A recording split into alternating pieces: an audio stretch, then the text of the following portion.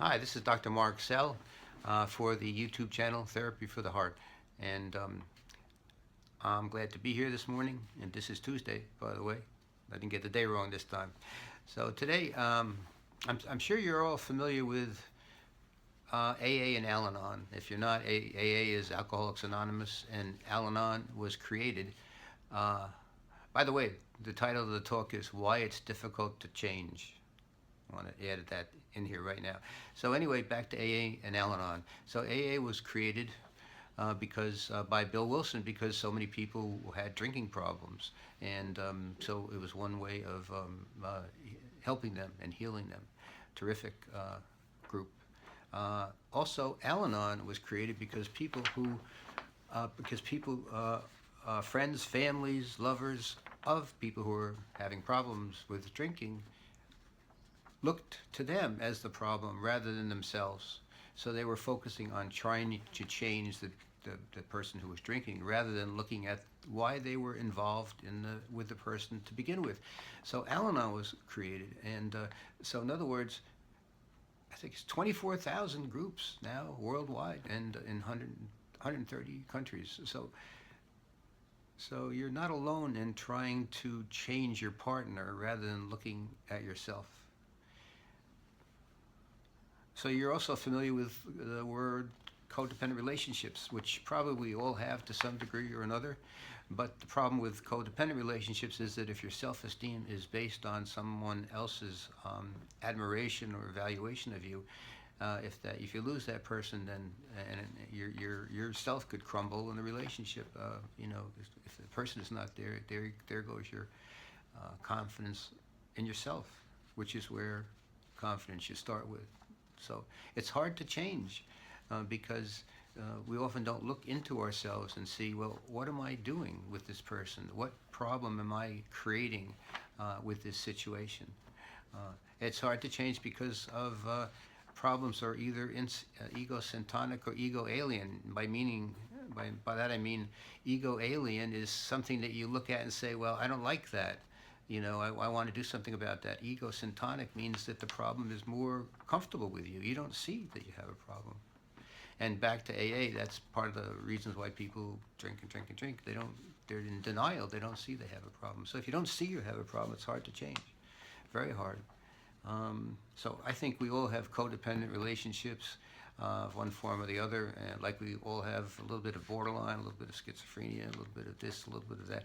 Since I was in practice from the beginning, I never liked labels because I don't think they ever just defined or recognized who an individual person was, and we set apart people as if they were very different than ourselves by giving them labels.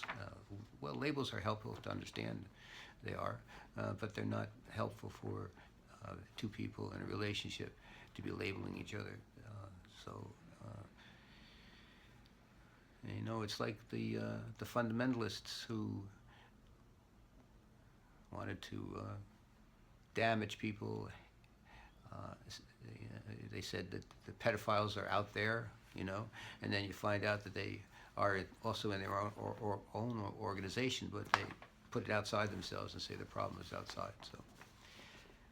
So like Cecil's mom, she was codependent.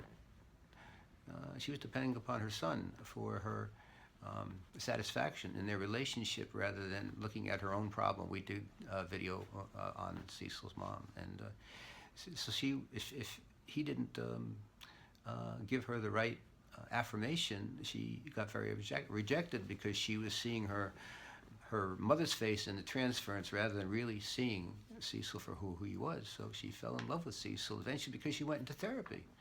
So that's why she changed. She saw the problem as something that she wanted to deal with, although she didn't see the source of the problem, but that at least she went to therapy. And if she didn't go to therapy, Cecil probably would have been blaming himself for the relationship problems throughout his life. There's a good chance he would have done that. So she had the courage. We talk about courage to go to therapy. And that's one of the reasons why people don't change themselves is because they consider therapy a weakness. So they don't go into therapy like Cecil's mom did and saved herself and her son. So it's really a weakness not to go into therapy, because people who don't go, they continue to repeat the same problems over and over and over again. And not until they get to therapy they can see some kind of repetition compulsion in their lives. It's a good example of that is the woman I talked about who came to me. She never came to therapy because she thought she had to talk about her past, and I said, no, you don't, just come. And so she did, and after 2 years she was talking about her father, and she discovered that she was picking men just like her father, who were emotionally unavailable. Yeah, that's very familiar, perhaps to some of you. But she didn't. She, after 2 years, she started to cry about her father and began to talk about him. And she would not have seen this repetition compulsion in her relationships, choosing people who were familiar to her in terms of being rejected by her father. So good for her. She really made positive gains and was able to choose people who were more available. So that's all I have to say right now. This is Tuesdays with Mark. Again, I got the correct day. So one person wrote in, she said she liked the videos because of my fumbling around. And that was nice to hear, too. Oh, there's a podcast out, by the way, right now. It's on alive, and the URL is soundcloud.com/therapy for the heart. No spaces in therapy for the heart. So that's soundcloud.com/therapy for the heart. So now there will be opportunity for you to take these talks with you, and do not have to be near a screen to watch them. You can listen to them at work or while you're driving. So, and I hope you can also help make these podcasts a companion to the YouTube videos and make them as popular in trying to help people see what psychotherapy is all about in a down-to-earth and authentic manner, and also about what healthy relationships are and healthy communications. Okay, so thanks for that, and for listening, and without you, there wouldn't be any podcast or Therapy for the Heart on YouTube. Thanks a lot. Bye-bye. This is Dr. Mark Sehl. You can contact me at 212-228-3467. Text me at 917-991-9113. Shoot me an email at marksehl@gmail.com. And thanks a lot for listening.